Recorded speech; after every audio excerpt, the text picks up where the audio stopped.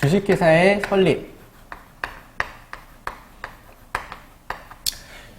지난 시간에 등기관이 바라보는 입장에서는 결론적으로 말씀드릴 때 어떤 등기사항이 발생했다 그러면 그 절차나 원인의 유효성을 만들어 나가는 과정은 상법에 해당 규정이 있습니다.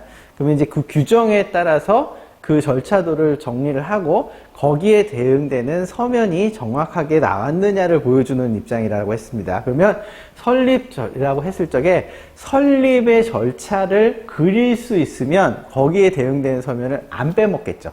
그러니까 이 설립 절차 부분이 이제 이론적인 부분이라고 보시면 되는데, 주식회사는 설립 구도가 나뉘어져 있습니다. 두 가지로 나눠져 있습니다. 그래서 주식회사는 설립이 발기 설립이라는 게 있고요, 모집 설립이라는 게 있습니다. 결국은 발기 설립 절차를 연습을 한번 해보고 모집 설립 절차를 한번 연습을 해보는 게 이 과정에서, 설립 절차의 과정에서 답니다. 근데 이번 시간에는 이거를 이제 한번 이론적으로 한번 정리를 한번 해보도록 하겠습니다.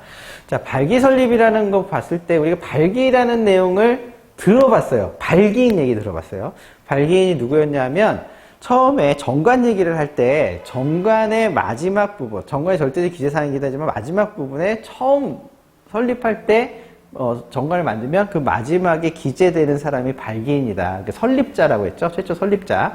그래서 이 발기 설립과 모집 설립을 나누는 이유는 발기인이만으로 주주를 구성하느냐, 회사의 이제 지분권자죠. 아니면 발기인과 발기인 외에 나머지 사람을 추가적으로 모집해서 주주를 구성하느냐, 요것을 구분하는 거예요.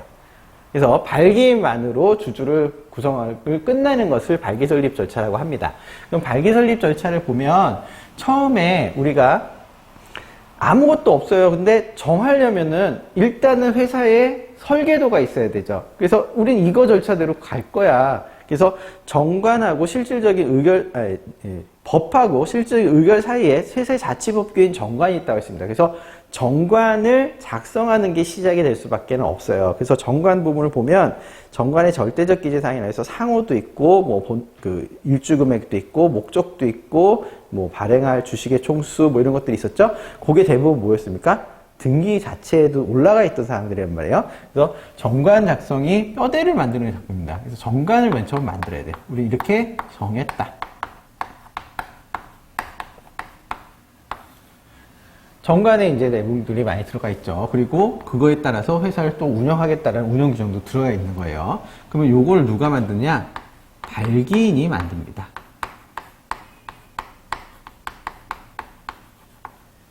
그래서 발기인 전원이 이 정관을 만들게 되고요. 우리가 공증 얘기를 했었죠. 원래 주식회사에 처음 만드는 정관을 원시정관이라 하는데, 그 정관은 공증인의 인증을 받아야 된다 그랬습니다. 공증 받는다. 이렇게. 공증하면 그냥 공증인의 인증이라 생각해 주세요. 그래서 이렇게 됩니다. 자, 이렇게 된 다음에, 그 다음에 정관이 만들어졌어요. 그러면 상호, 목적 이런 게 쫙 나왔어요. 그러면 생각해보면 이제 뼈대는 구성이 됐어요. 그런데 그 다음에 이제 해야 될 게, 주식회사의 가장 중요한 게 뭡니까?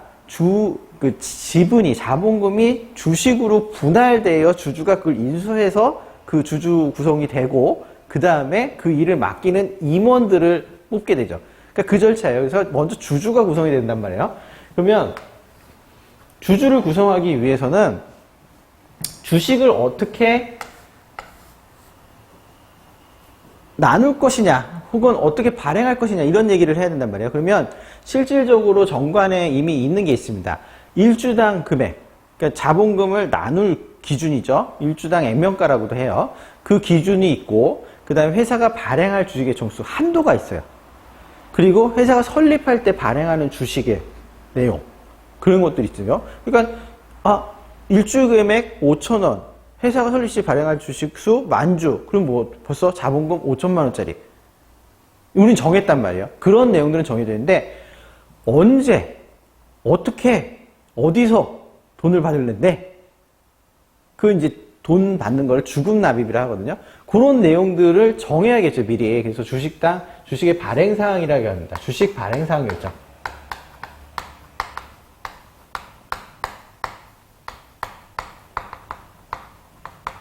대부분 뭐 어떤 내용이겠어요?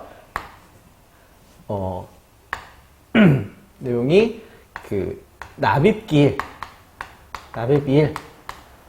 네, 납입 장소, 돈을 어디서 받겠다, 은행.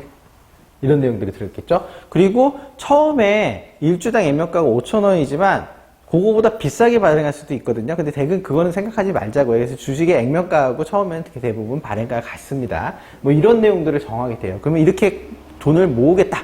이렇게 됐잖아요. 자, 그러면 요건 누가 정하느냐? 발기인들이 정합니다. 똑같아요. 자, 그 다음에 이렇게 정하고 나면 누가 가져갈 건데? 누가 돈을 낼 건데? 이게 결정이 되죠. 그러면 주주 구성이 안정이 되죠. 그러면 내가 이만큼 가져갈게.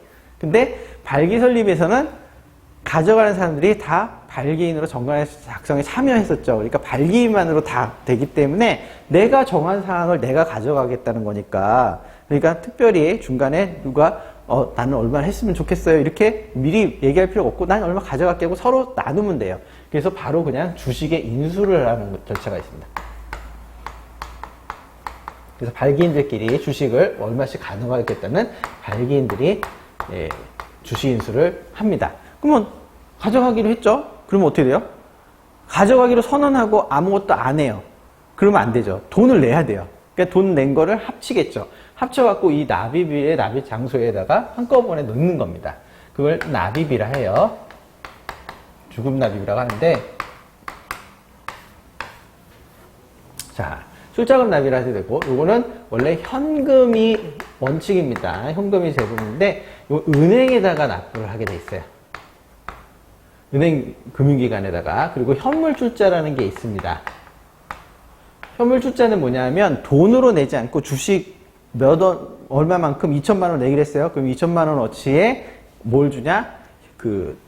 자기 갖고 있는 재산을, 딴 재산을 주는 거예요. 돈이 아니라. 근데 이제 현물출자는 좀 복잡한 논리가 벌어지게 되기 때문에 이번 과정에는 없습니다. 그러니까 지금 일단은 이런 현물인 게 있다. 현물출자라는 게 있다. 자, 그 다음에 되게 이제 요것만 봅니다. 그 다음에 어떻게 되냐? 지금까지 해서 주주가 구성되고 자본금이 형성이 됐습니다. 그러면 이제 주주 확정되고 자본금 형성됐어요. 회사의 기본적인 열개 다 끝났어요. 그럼 뭐예요? 이 일은 누가 맡지? 주주가 맡지 않아요. 그 일을 맡기는 사람, 소유 경영. 그러니까 본국에서 선당 구성을 했던 생각해 보세요. 본국에서 지금 어떻게 됩니까? 주주들이 모여갖고 이렇게 구성을 해서 배를 띄우기로 했어요. 그러면 이 배를 누구한테 맡기지? 이런 얘기죠. 그러면은 그거를 하기 위해서 주주들이 모이는 거예요. 그래서 처음에는 주주들이 다 발기인이었잖아요. 발기인회가 구성이 됩니다. 이 발기인회에서 회를 주총처럼 열어요. 그러면 여기서 어떻게 일을 하느냐? 일단은 이사나 감사를 선임합니다. 자, 이사, 감사 선임하면 이 사람들은 뭐 하겠어요? 취임 승낙을 해줘야겠죠? 왜냐하면 삼성전자 같은 데서 저보고 이사를 하라 그러면은 제 의사가 뭐가 그렇게 중요하겠습니까? 하지만 대부분의 회사들에서 나보고 이사라 하면 내가 왜? 이렇게 나오죠. 그래서 서로 네가 내 일을 맡아줄래? 맡을게 하는 서로 계약이 이루어진다고 봐요. 계약은 이 손바닥에 맞부딪히는 합의라고 합니다. 그러니까 합의가 이루어지려면 누군가 청을 해서 청약을 하고 거기에 대해서 승낙을 해요. 이 청약이 선임결이에요. 그리고 승낙이 취임승낙입니다. 그래서 그렇게 이루어져야 됩니다.